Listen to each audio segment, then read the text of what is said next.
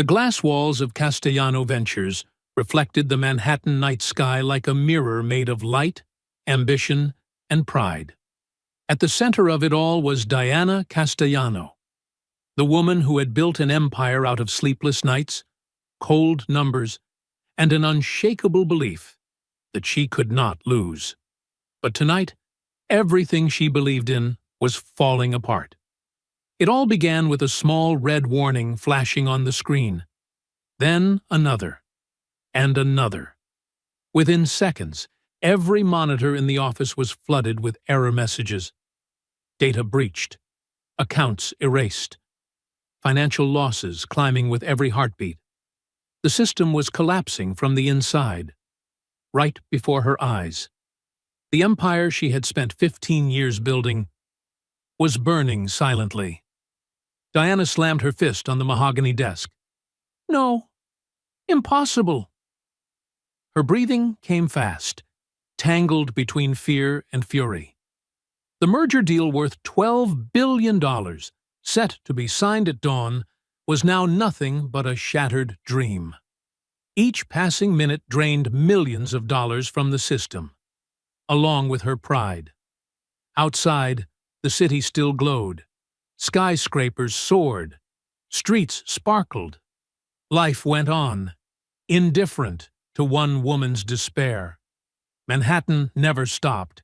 It simply watched, quietly, as those who once thought themselves invincible began to fall. Diana had sent the tech team home hours ago. She couldn't bear another terrified look.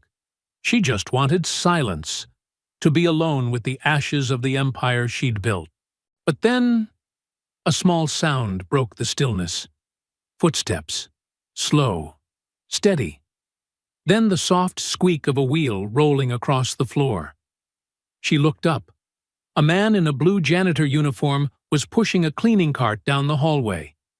He stopped at the glass door of her office, startled to find her still there. His light brown hair was slightly tousled. His dark eyes met hers, calm, steady, neither curious nor afraid. Only a strange kind of quiet. Diana forced a bitter smile. Don't worry, you didn't break anything.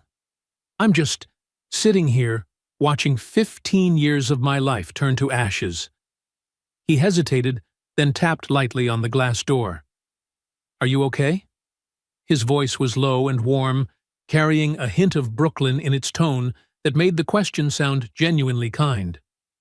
Okay? Diana let out a dry laugh. You tell me. My company just died right in front of me. His eyes flicked over the screens, still flashing red. That's a cyber attack, he said calmly. Diana froze. What did you say? He nodded slightly. I used to work in cybersecurity. Before, life sent me elsewhere. He paused for a second, then added, May I take a look? Diana blinked. The man pushing her cleaning cart had just offered to handle a crisis that her senior engineering team had failed to solve. She almost laughed, but there was no arrogance in his eyes, only the quiet certainty of someone who had fought chaos before. She silently stepped aside. Go ahead. He sat down. His fingers began flying over the keyboard, fast, precise, practiced, as if he had never left that world. The light caught the name tag on his chest. Jamie Sullivan. Diana asked softly, almost in a whisper, Who are you? Jamie didn't look up. His voice stayed calm, steady. Just someone who refuses to let things die before trying to save them. 6 hours earlier. Diana Castellano stood before the board of directors, her gaze sharp as a razor. Ladies and gentlemen, she said, her voice calm but heavy with authority, the merger with Quantum Industries isn't just a strategic move. It's the leap that will put us at the top of the global tech world. Approving nods rippled around the table. Castellano Ventures, her brainchild, had once started in a cramped apartment, and now it had become a global conglomerate with more than 50,000 employees worldwide. But no one in that room knew that the powerful woman standing before them carried inside her a hollowness that words could barely describe. Diana hadn't built this company on intellect and ambition alone. She had built it out of everything she'd lost. 15 years ago, when Castellano Ventures was still just an idea, she missed her mother's birthday because of a meeting. When her mother fell ill, she didn't go home because she was negotiating with investors. And when her mother passed away, she didn't get to say goodbye, because at that moment she was in Singapore, signing a contract she thought would secure her future for life. Success always has its price, she often told herself. But tonight, she would begin to wonder whether that price had been too high. After the meeting, Diana returned to her office. The golden lights reflected on the marble floor, her shadow stretching long and silent. Stephanie Kim, the young chief technology officer, was waiting with an iPad in hand, her expression tense. "Diana, I need you to see this," she said, fingers swiping quickly across the screen. "What is it?" Diana frowned. "Some unusual activity in the system." "I'm not sure, but it seems like someone might be probing our internal network." Diana closed her eyes for a moment, inhaled deeply, then spoke in a cool, detached tone. "Strengthen the firewalls. We're about to close the biggest deal in the company's history. I don't want a single mistake, not even a small one." "Yes, ma'am," Stephanie nodded, though unease still lingered in her eyes. Diana didn't know. That was the very last moment she could have stopped the nightmare that was coming. At the same time, in another corner of the building, Jamie Sullivan was pushing his cleaning cart down the 12th floor hallway. The earphones in his ears were playing a podcast about Python programming. His blue uniform had faded after hundreds of washes. The same hands that had once written lines of code worth millions of dollars now held only a mop and a rag. But Jamie had no regrets. He glanced at the old watch on his wrist. 8 p.m., only one more hour left in his shift. Then he'd go home to Ruby. Ruby, the 7-year-old girl with big, bright eyes just like her mother's. The mother who had passed away when Ruby was only 6 months old, leaving Jamie with a tiny baby and a mountain of medical debt. He had once been a brilliant software engineer at a leading cybersecurity firm. He'd had everything: a high salary, reputation, and a promising future. But when his wife was diagnosed with cancer, everything collapsed. He quit his job to care for her. The savings ran dry, the insurance wasn't enough, and after 3 years of hopeless battle, she died. Jamie was left alone, with a daughter and a foggy future. No company wanted to hire a rusted engineer who had been out of the field for 3 years. In the tech world, 3 years away might as well be 30. So Jamie did the only thing he could. He became a janitor. By day, he mopped floors, emptied trash bins, scrubbed restrooms. By night, when Ruby was asleep, he opened his old laptop, reading documentation and learning new programming languages just to keep his mind from rusting. He still dreamed of returning to his old profession someday. But for now, the most important thing to him wasn't glory. It was being there for Ruby, the only person he had left. He remembered his daughter's question from the week before. "Daddy, why don't you work with computers like the other people?" He bent down, pulling her into his arms. "Because I want to spend more time with you, Ruby." Working with computers sometimes takes away the most precious time we have. Ruby looked up, eyes wide. "But you're really good, Daddy. I saw you fix my laptop in just 5 minutes."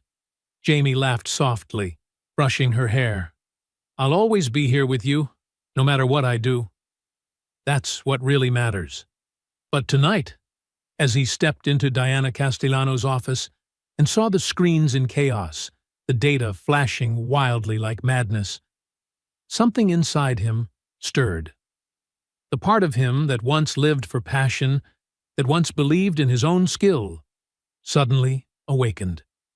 And Jamie Sullivan, the man who mopped the floors where others created miracles, was about to create one of his own. Your backup servers, are they directly connected to the main servers? Jamie asked, his eyes still fixed on the screen.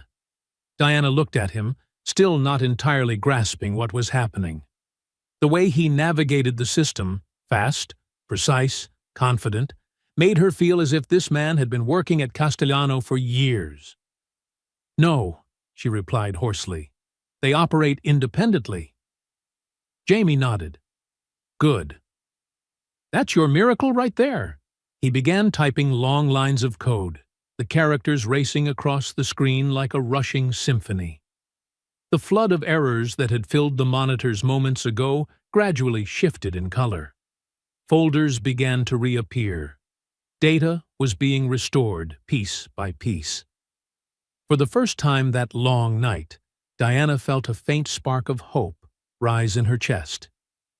I need full access, Jamie said, his voice low but steady.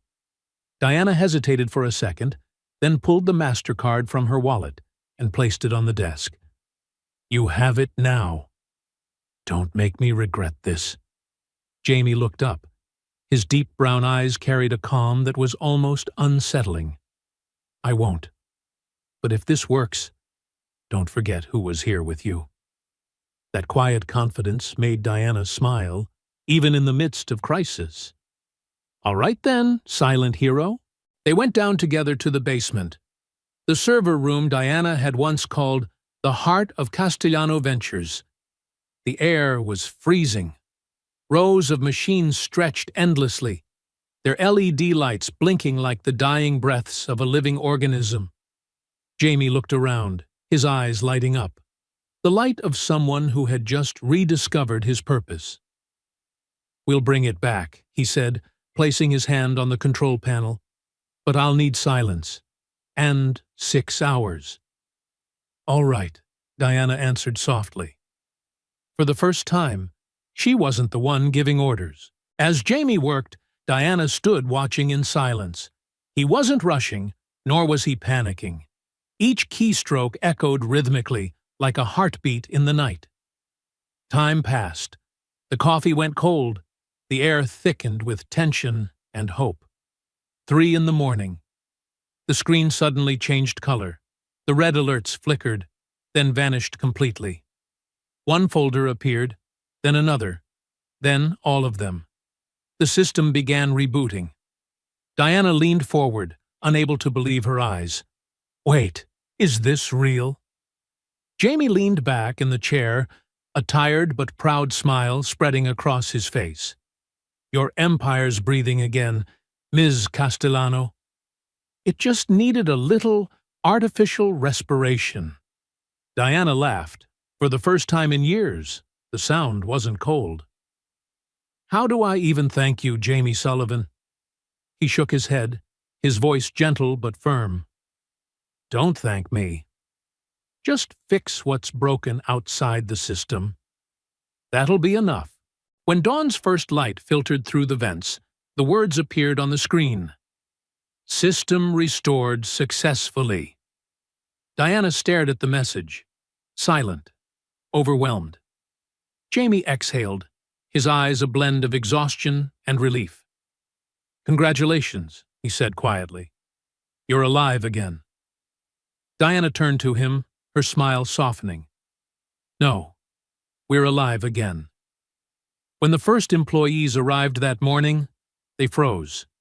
In front of them sat the powerful CEO of Castellano Ventures, sharing a cup of cold coffee with a janitor, the two speaking softly amid a sea of glowing monitors.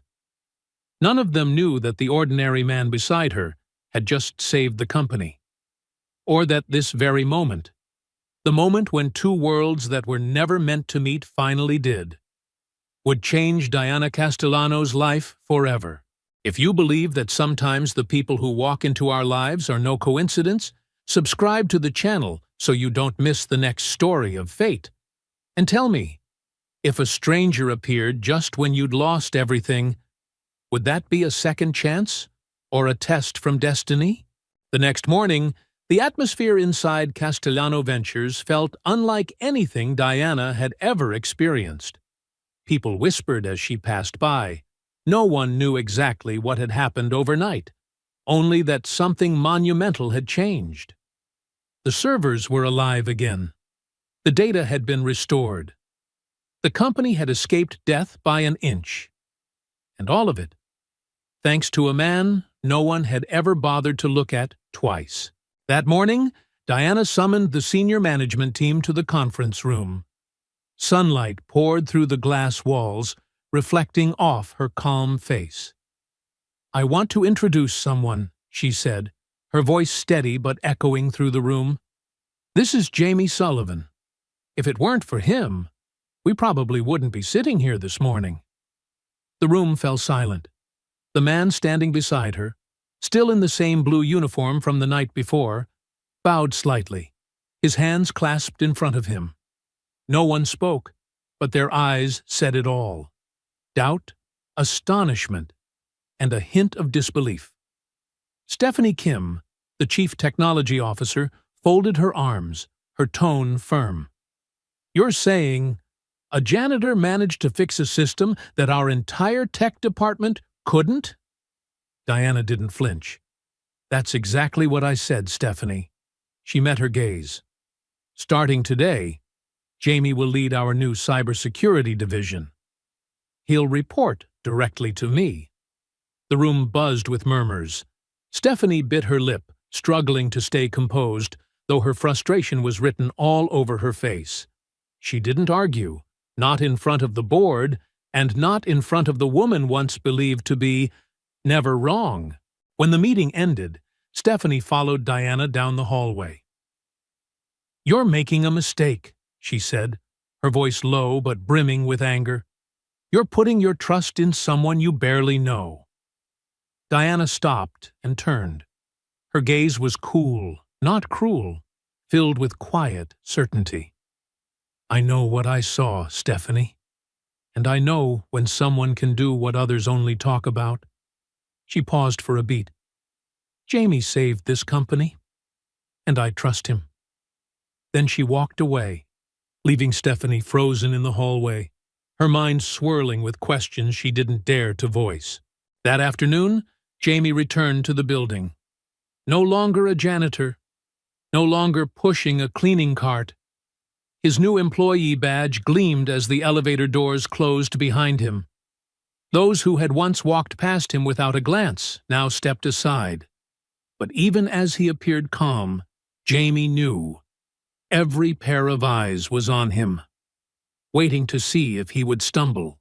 Diana was waiting for him on the top floor, beside the tall glass window overlooking the city. "Ready for round two?" she asked, a rare, faint smile softening the face that had always been stern. "Always ready," Jamie replied, his voice low and steady. She led him down the sunlit corridor and stopped at a small room beside her office. "Everything you need is here," Diana said. "I want you to start from scratch. Rebuild Castellano's cybersecurity system." Jamie nodded, his gaze gentle. "You don't need to thank me. Just don't lose faith when things get hard." Diana smiled, genuinely, perhaps for the first time. "I've already learned that. From you." But there was one thing Diana still didn't know. The truth about the man who had just saved her company. That night, when Jamie returned to his small apartment in West Village, a pair of tiny footsteps came running from inside. "Daddy!" Ruby threw herself into his arms, her hair loose and smelling faintly of baby shampoo. Jamie knelt down, holding her tight, feeling her warm little breaths against his neck. "Hey, Princess. What did you learn today?" Ruby proudly held up a drawing. "Teacher taught us about the planets. I drew Mars. See, it's bright red." Jamie smiled, eyes filled with pride. "It's beautiful. My girl's the best in the world." The apartment was small, peeling paint, old furniture, but every corner breathed love and resilience. Drawings taped to the walls, a few children's books, Ruby's teddy bear she hugged every night. This wasn't the life Jamie had once dreamed of, but it was the life he had chosen to keep. "Daddy," Ruby hesitated, her voice small. "Today my friends asked what you do for work. I didn't know what to say." Jamie paused, then knelt down so their eyes met. "Listen to me, sweetheart. I do a very important job. I help people keep their workplaces clean and safe. There's nothing to be ashamed of." Ruby pressed her lips together. "But I heard you talking to Miss Laura. You said you used to work with computers. Why don't you do that anymore?" The question sliced deep, small but sharp. Jamie was silent for a few seconds, then said softly, "Because when your mom got sick, I had to stay home to take care of her. And after she was gone, I needed a job that let me be with you more. Computers can wait." "But you can't." Ruby wrapped her arms around his neck and whispered, "I love you, Daddy." Jamie held her tight. "I love you too. Always." When Ruby was asleep, the apartment sank into quiet. Jamie sat alone under the desk lamp, staring at the old laptop before him. He knew what lay ahead. A second chance. A chance to return to the work he loved, to prove he wasn't outdated. But he also knew it would cost him the most precious thing of all: time with his daughter. The light from the screen reflected on his face. Weary, but resolute. "I can do this," he whispered, his voice firm as a vow. "I have to." For Ruby, the first days in Jamie's new position were anything but easy. Every morning he woke at 5, made breakfast for Ruby, took her to school, then caught the first bus to the office. At night, he came home at 7, just in time for dinner with her, reading a short bedtime story before she fell asleep. When the apartment sank into silence, Jamie opened his laptop and kept working late into the night, the blue light washing over his determined face. He rebuilt the entire digital infrastructure of Meridian from scratch, rewriting code, restructuring the security system, implementing encryption protocols, and training a small team of loyal engineers. The company's revival quickly became a topic in financial newspapers. Investors returned.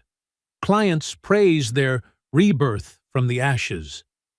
But behind the spotlight, Jamie felt something was off. A shadow still lurked somewhere within the system. And this time, he intended to find it. One evening, long after the office had emptied, Jamie still sat before the glowing screen, its light reflected on his tired face. The door opened quietly. Diana appeared, still in her tailored suit, holding 2 steaming cups of coffee.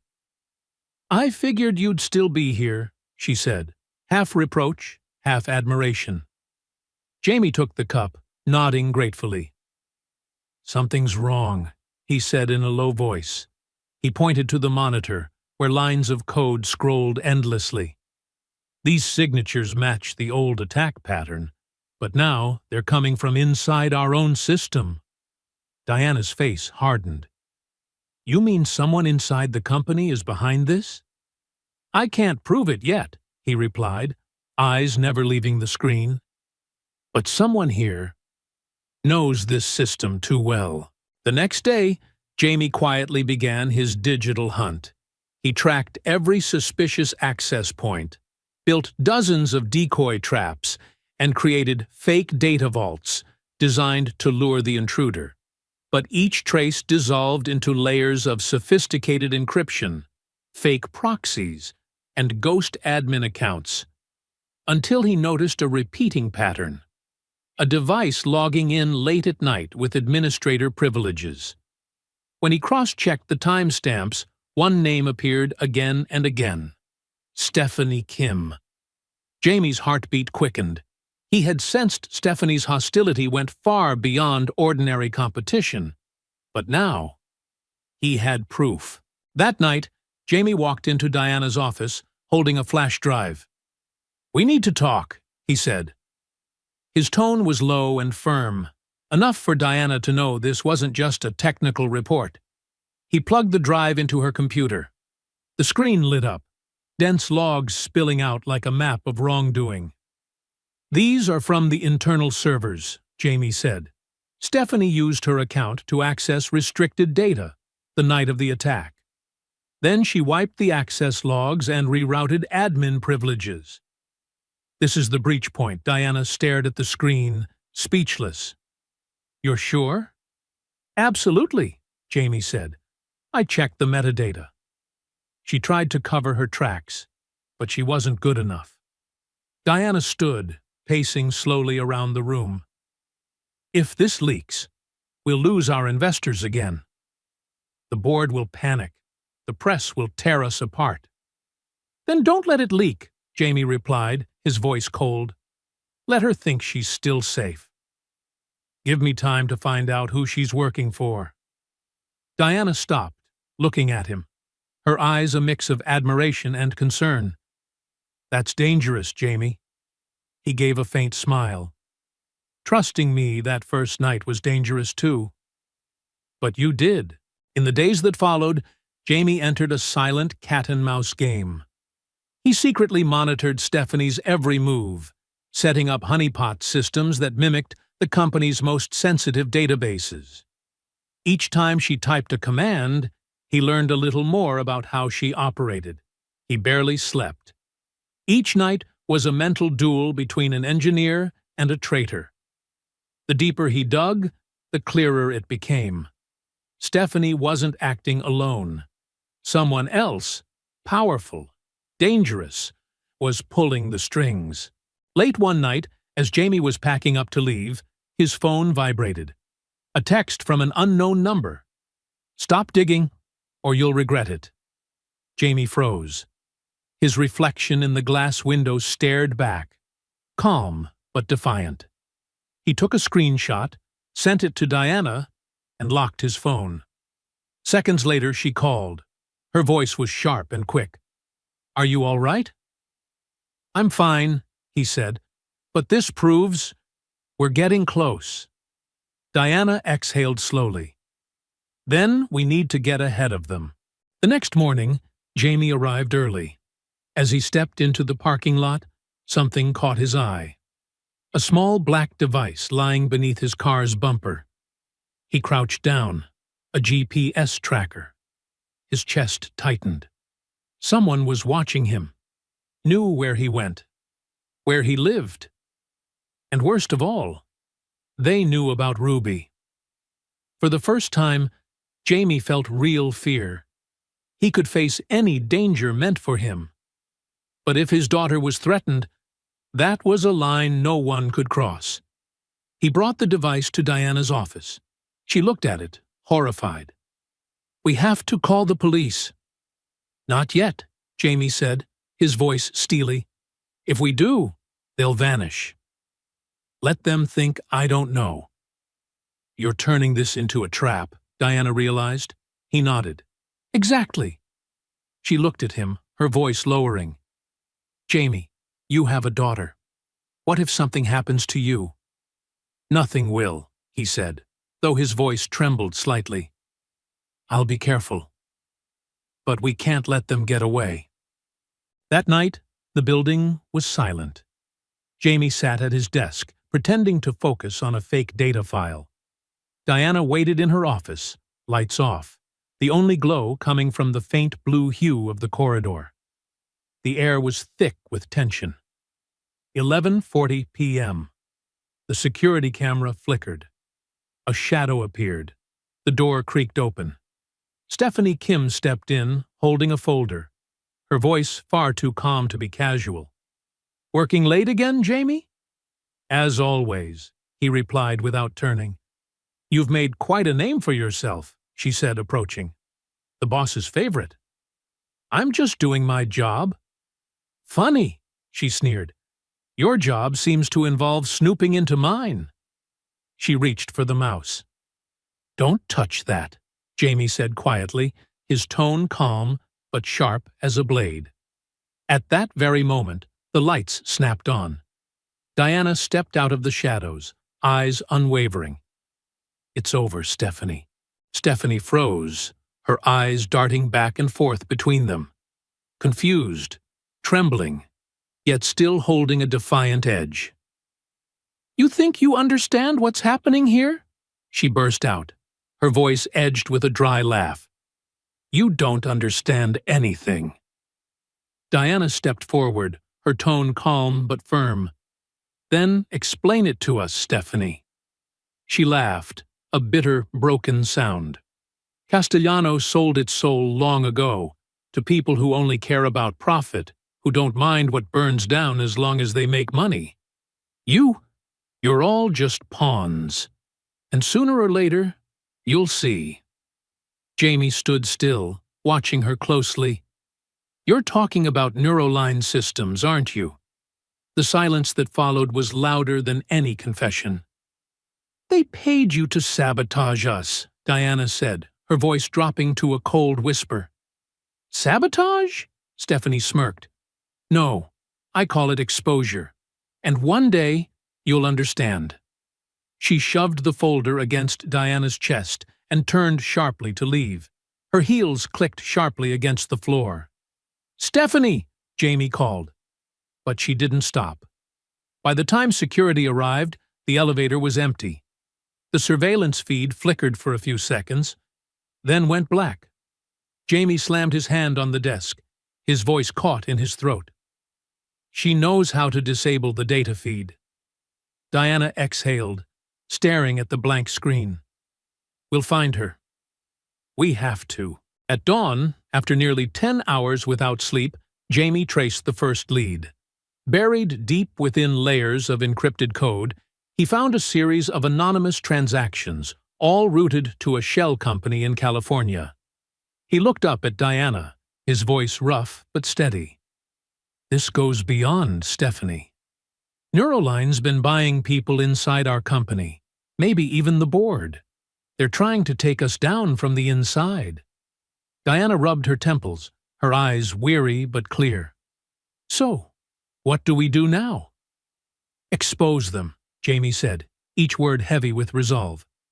"But on our terms." Diana stared at him for a long moment. "You realize this could destroy both of us, right?" Jamie gave a faint smile, his eyes unwavering. "Or it could be the way to fix everything." But as Jamie was leaving the office that morning, his phone buzzed. A message from Laura, Ruby's babysitter. "Jamie, there's a strange man standing by the school gate watching Ruby. She's terrified. Please come now." Jamie's chest clenched. He didn't say a word, just grabbed his jacket and bolted out the door. He didn't wait for the elevator, running down 3 flights of stairs, through the lobby, bursting out into the street. When he reached the school, Ruby was sitting in the principal's office, clutching her teddy bear, her eyes red and swollen. "Daddy!" she cried, leaping into his arms. Jamie hugged her tightly, his whole body shaking. "Are you okay? Did anyone hurt you?" Ruby hiccuped between sobs. There was a man, Daddy. He was just standing outside the gate, staring at me. I got so scared." Laura, the middle-aged woman who had cared for Ruby since she was a baby, placed a hand on Jamie's shoulder. "I called security." He ran off. "But Jamie, what's going on?"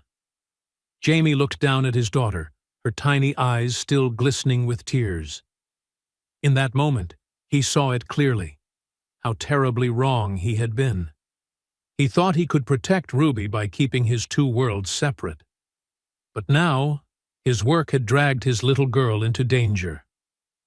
"Laura," he said, his voice low but firm, "I need you to keep Ruby at your place for a few days. Don't go out. I'll explain later."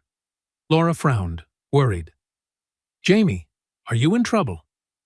"No," he said, though his eyes told another story. I just need to make sure my daughter's safe." That afternoon, Jamie stayed home with Ruby. He cooked her favorite spaghetti, watched cartoons with her, read her a bedtime story. But his mind was elsewhere, in the darkness closing in around them. When Ruby finally drifted to sleep, her small face lay bathed in the soft light, peaceful to the point of heartbreak. Jamie sat there for a long time, remembering the day she was born, remembering the promise he'd made to his wife in that hospital room. "Don't worry. I'll protect our daughter, no matter what it costs." Now, in his hunger to prove himself, in his belief that he could control everything, he had put Ruby in harm's way. His phone buzzed. Diana's name lit up. "Jamie, where are you? We need—" "I can't," he interrupted, his voice breaking. "They've gotten close to Ruby." I'm sorry, Diana. I have to step back." A long silence. Then Diana's voice softened. Warmer, gentler, sincere. "Jamie, I understand. Family comes first. You don't need to apologize. The company will survive. We've done it once before. But Ruby, she only has one father. Stay with her." Tears slid down Jamie's cheeks. "Thank you." "No," Diana said quietly. "I should be the one thanking you for everything." After the call, Jamie sat there, watching Ruby sleep peacefully under her blanket. And then he understood. If he walked away now, the people behind all this would win. They would do it again. To others. To other families. To other children. He heard his wife's voice echo from some distant memory. "You're stronger than you think, Jamie. Don't let fear take that from you. Teach our daughter to be brave. Teach her to fight for what's right." Jamie wiped his tears, leaned down, and kissed Ruby's forehead. "I'll protect you," he whispered, "but I'll also teach you that we don't run from evil. We face it." He picked up his phone and called Diana again. "I'm coming back," he said, his voice low but resolute. "But this time, we do it my way. And we end this, once and for all." The following week, as Jamie worked day and night tracing Stephanie's digital trail, he uncovered something far more terrifying. Stephanie wasn't the mastermind. She was merely a tool, a pawn in a much larger game. As Jamie dug deeper into the encrypted financial files, another name surfaced, and it made his blood run cold. Valerie Stone, Castellano's chief financial officer. Valerie had been with Diana since the very beginning. She was a friend, a mentor, and the one person Diana trusted completely. But according to the data Jamie found, Valerie had been selling confidential information to Neuroline through a shell consulting firm called North Park Consulting. Jamie went straight to Diana. "Valerie?" Diana repeated, her voice trembling. "That's impossible. I've known her for over 10 years. She's been with me since the startup days." "That's exactly what makes it dangerous," Jamie said slowly. "No one ever doubts loyalty until loyalty becomes betrayal." Diana sank into her chair, as if her legs could no longer hold her. "Why?" she whispered. "I gave her everything. Power, money, respect." Jamie looked at her, his voice lowering. "Sometimes people don't betray because they lack something. They betray because they feel unseen." Diana lifted her head, pain filling her eyes. "But I did see her." "Did you really?" Jamie asked quietly but directly. "Or did you only see her role?" The question cut deep. Diana fell silent, and in that moment, she realized she had done the same to Jamie. Once, she had seen him as nothing but a janitor, until he saved the entire company. Finally, she drew a deep breath. "We need proof. Solid proof. No mistakes." Jamie nodded. "I'll set a trap. But this time, we have to be extremely careful." Over the next 3 days, Jamie built a flawless digital honeypot, an isolated server that perfectly mimicked Castellanos' financial infrastructure, filled with fake data and hidden trackers. Every detail was so convincing, it bordered on perfection. On the 4th night, the trap was sprung. An intrusion alert flashed on his screen. Someone was accessing Castellanos' system. Jamie stared at the monitor, his pulse racing.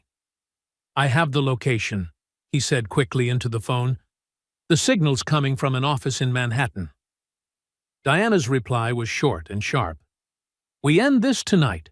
They drove through the deserted city streets, the lights reflecting off the windshield like a pulsing heartbeat. Neither spoke. The silence between them was taut, stretched thin, ready to snap. The building appeared ahead, a glowing block of glass against the dark.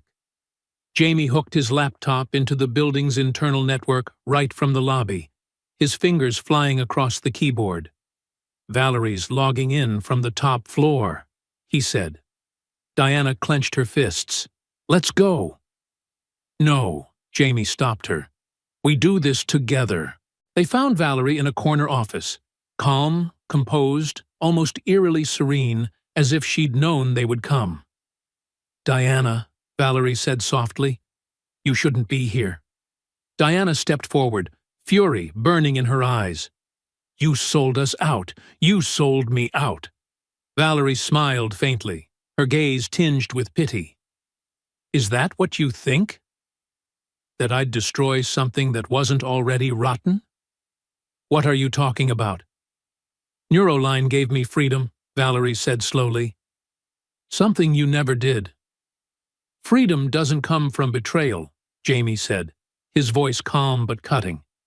Valerie turned to him, her eyes sharp as steel. "And you, Mr. Sullivan, Castellanos' hero. Do you really think you're anything more than another pawn? When this is over, they'll forget you ever existed." Jamie's reply was quiet, but solid as stone. "Maybe, but at least I'll know I fought for something that mattered." He pressed a key on his laptop. Valerie's screen froze instantly, red warnings flashing across the monitors. "Everything you've done has been recorded," Jamie said softly. "In a few minutes, the authorities will have all the evidence." For the first time, Valerie's composure faltered. She drew in a breath, her voice barely a whisper. "You think it ends here? There are people far more powerful than you can imagine." "Maybe," Diana said, her gaze unwavering. "But tonight, it ends with you." Minutes later, federal agents entered, led by Diana's legal counsel. Valerie didn't resist. As they cuffed her and escorted her out, she looked back at Jamie, that faint, cryptic smile still lingering at the corner of her lips. "Enjoy your victory while it lasts," she murmured. "Heroes always fall the hardest." The next morning, the news exploded across every major headline. "Castellano Ventures CFO arrested for corporate espionage, linked to Neuroline Systems." The entire financial world was in shock. Investors held their breath, waiting to see whether Diana Castellanos' empire would crumble or rise again. But then, something no one expected happened. Instead of turning their backs on her, the public rallied behind Diana. They saw how she faced betrayal, not with denial or blame, but with transparency and courage. Within 24 hours, Castellano Ventures' stock value skyrocketed. A crisis that could have destroyed the company had instead become the foundation for a new beginning. But for Jamie, the victory was far from sweet. In the weeks following Valerie's arrest, he returned to his usual rhythm. Still arrived at the office on time. Still spent long hours at his desk, building the strongest cybersecurity team in the industry. But every day, at exactly 6 o'clock, he left. No delays, no exceptions. One afternoon, As the clock read 5:45, his office door opened. Diana walked in, 2 cups of coffee in hand. "Heading out early again?" she asked, half teasing, half smiling. "As always," he replied, closing his laptop. Diana sat in the chair across from him, her voice softening. "Jamie, I've never asked you one thing. Why did you give up your career to become a janitor?" He was silent for a moment, then pulled a worn photo from his wallet. It was of a young woman holding a 6-month-old baby, her gentle smile glowing, her eyes bright as candlelight. "This is my wife," he said quietly. "She passed away 3 years ago from cancer." Ruby was 6 months old. Diana fell silent. The light in the room seemed to dim. "I used to be a successful engineer," Jamie continued, "but when she got sick, I realized all the meetings, the contracts, the promotions, none of it meant anything compared to holding the hand of the person you love in a hospital room." "You gave up everything," Diana whispered. Jamie shook his head. "No, I just chose what mattered more." After she was gone, no one wanted to hire a so-called outdated engineer, but they needed cleaners. And that job gave me something tech never could: time with my daughter. Diana swallowed hard. "But now that you're back in your career, you could—" "I won't make the same mistake twice," he interrupted gently but firmly. "Ruby needs me, every night. Not the successful version of me, just me." She looked at him for a long moment, then nodded softly. "You're a wonderful father, Jamie." He smiled, barely above a whisper. "I'm just trying. That's all I can do." A few weeks later, Diana visited Jamie's apartment for the first time. It was small and modest, but filled with life. Ruby's drawings were taped across the walls. Stacks of books covered the table. Toys scattered everywhere. Chaotic, yet strangely warm. Ruby ran out, her hair in a crooked ponytail, eyes wide with curiosity at the unfamiliar woman. "Hello, ma'am," she said politely. "Hello, Ruby," Diana smiled, her eyes soft. "Your dad's told me so much about you." The little girl beamed. "Daddy says you're his boss." "Did you know my dad's really smart?" Diana laughed. "I do. Your dad saved my company." Ruby's jaw dropped, her eyes wide with awe. "Really? Daddy, that's so cool." Jamie flushed, waving her off.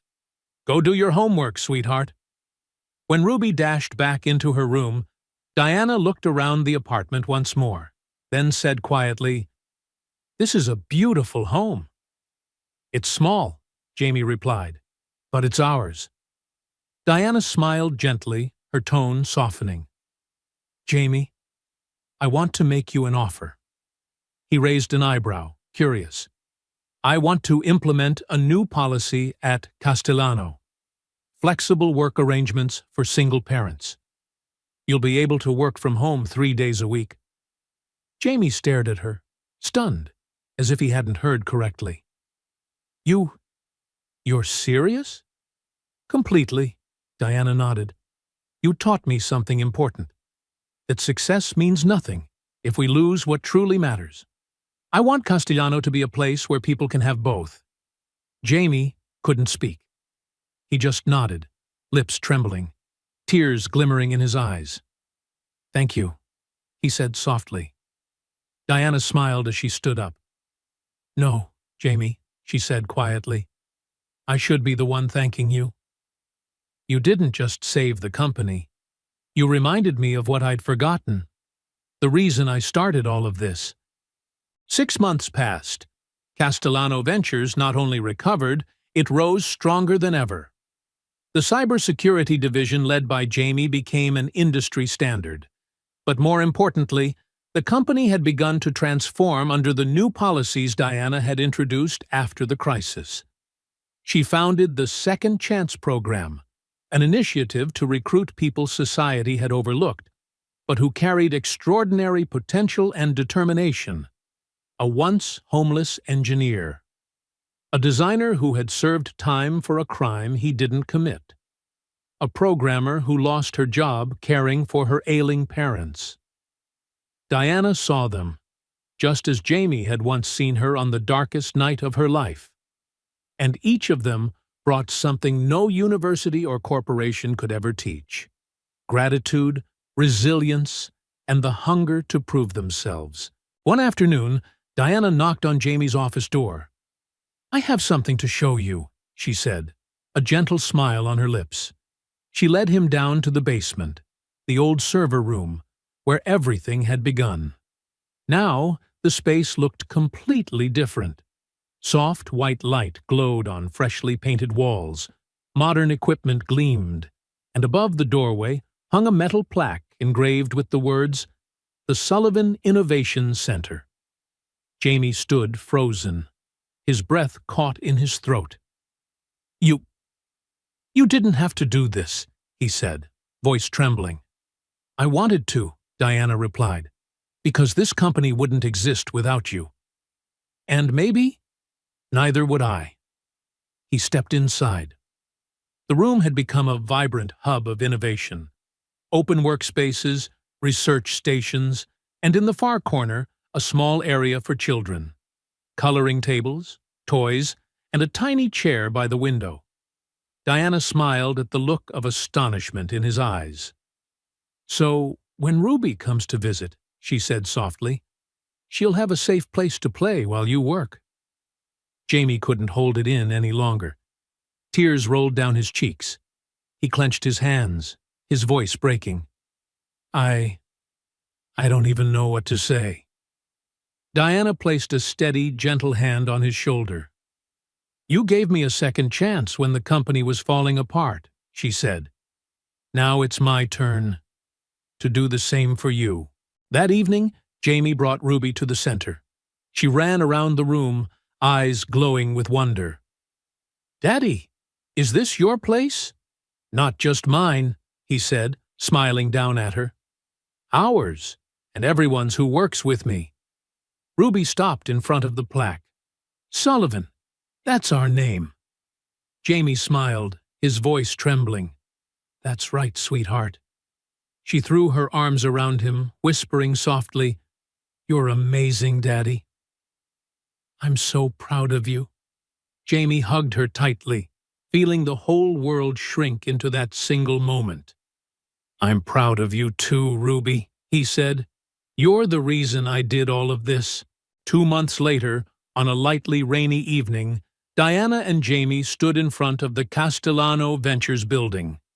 Raindrops glittered under the city lights. The streets, cars, and people still moving in their usual rush, as if there had never been a night when their world nearly collapsed. "Do you remember the night we first met?"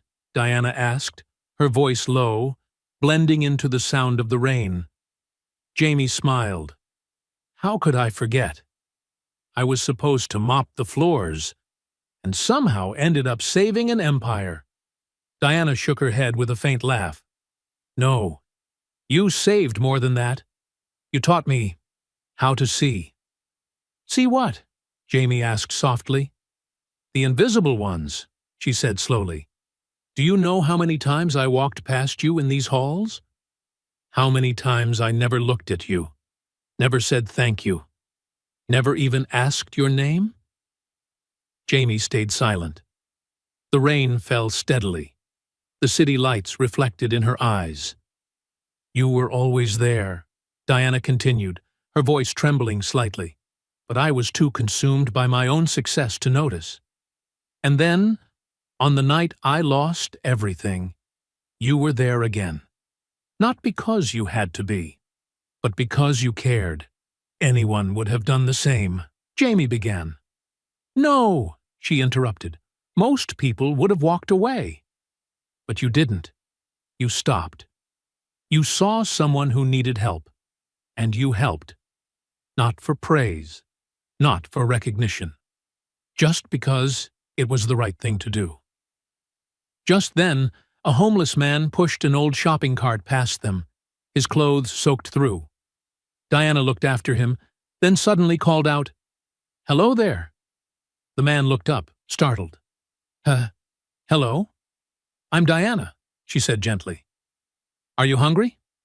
The man blinked, voice shaking.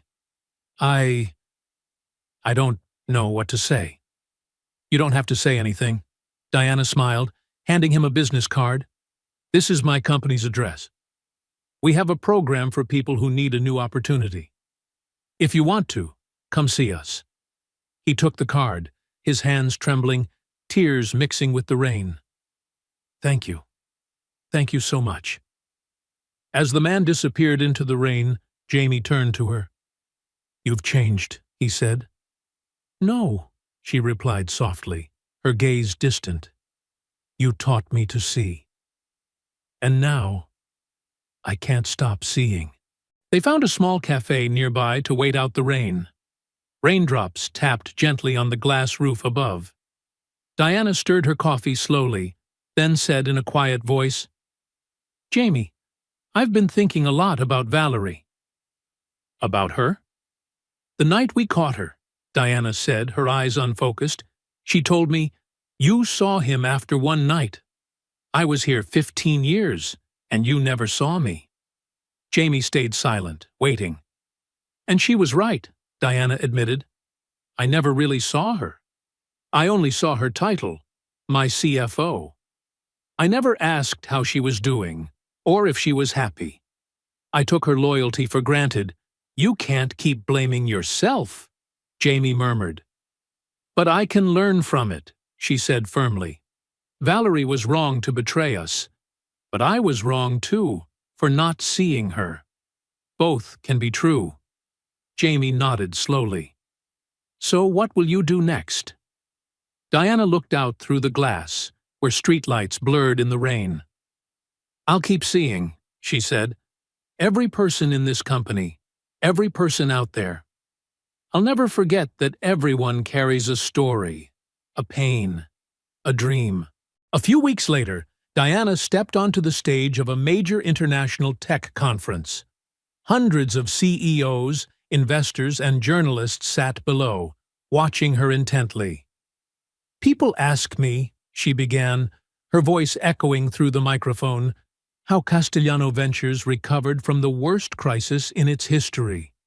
She paused, scanning the room. "They think it was strategy, or technology, or money." Then she smiled, a rare, genuine smile. "But the truth is, we were saved by someone most people never see. A single father, once a janitor, quietly raising his little girl. A brilliant engineer the world had forgotten." The hall fell utterly silent.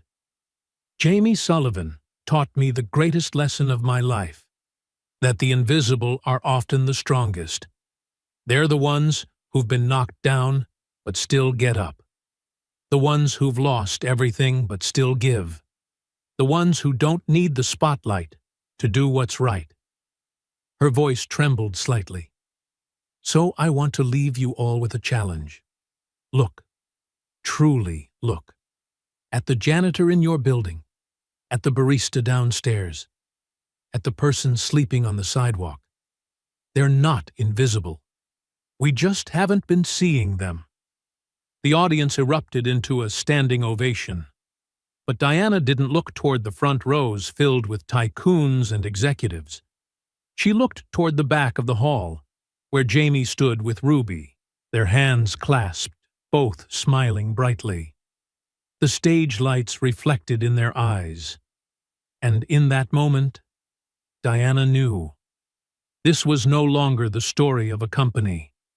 It was the story of people who had finally been seen, 2 years later. The lives of both Jamie and Diana had changed in ways neither of them could have imagined. Castellano Ventures was no longer just a leading technology company. It had become a symbol of humanity. The Second Chance program that Diana had founded had now employed over 500 people once forgotten by society. Reformed ex-convicts, single mothers, engineers who had lost everything to misfortune. They weren't just working. They were finding themselves again. Jamie was no longer the quiet man bowing his head in a blue janitor's uniform. He was now the director of cybersecurity and a mentor to dozens of young employees, people struggling to find balance between career and family. And Ruby, the little girl who once drew a red Mars on a sheet of paper stuck to the fridge, had grown, more mature, confident, and bright. She was growing up in a world where kindness mattered more than success, where adults weren't too busy to listen, and where family was always the first refuge. One evening, when the Sullivan Innovation Center was lit only by the warm glow of the last few computer screens, Diana walked in. Ruby sat in the children's corner, coloring her newest drawing. Jamie was at his desk, eyes fixed on streams of code running across the monitor. "Hey," Diana called softly. Jamie looked up, smiling. "Hey there. Coffee or code?" "No, not work this time." She sat down beside him, looking a little uneasy, something rare for a woman who once silenced entire boards of directors with a glance. "You know," she began slowly, "when I founded Castellano, I believed success meant never needing anyone. That strength came from standing alone." Jamie tilted his head, listening. "And now?" Diana smiled, her gaze softer than ever. "Now I know. Real strength comes from knowing when you need others. You gave me more than a company saved, Jamie. You gave me a lesson in compassion, in truly seeing people." And in caring, Jamie looked at her, warmth in his eyes. "You taught me too, Diana. You taught me that second chances are real, and that the past doesn't define who we are." They sat in silence for a moment. Only the soft sound of Ruby's pencil could be heard from the corner. Diana spoke again, quietly.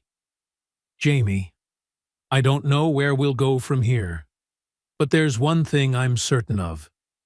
She paused, searching for the words.